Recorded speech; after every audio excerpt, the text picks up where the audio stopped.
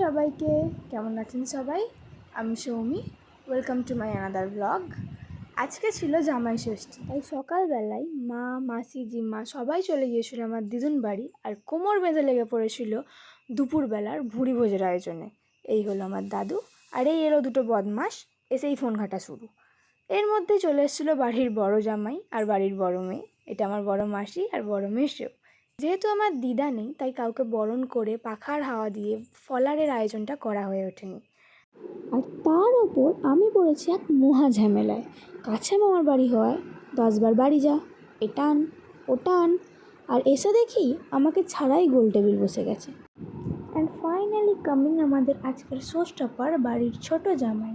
আর ওদিকে আমাদের রান্না বান্নাও কমপ্লিট, রান্নার গন্ধে শিয়ালও হাজির।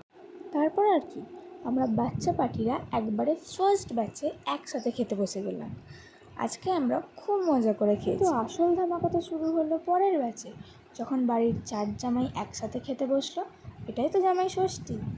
আজকের সব আয়োজন ওদেরকে উৎসর্গ করে অবশেষে পালা এলো বাড়ির গিন্নি বান্নিদের খাওয়ার। তারপরেই বসে গেল আমাদের মহিলা মিত্রের সভা, আর সন্ধে হতেই সবার মুখ ভার। আজকের দিনটা কোথা দিয়ে কাটলো কেউ বুঝতেই পারলো না। রাত বাড়তেই খাওয়া দাওয়া করে সবাই সবার বাড়ি। আজ এতটুকুই, টাটা।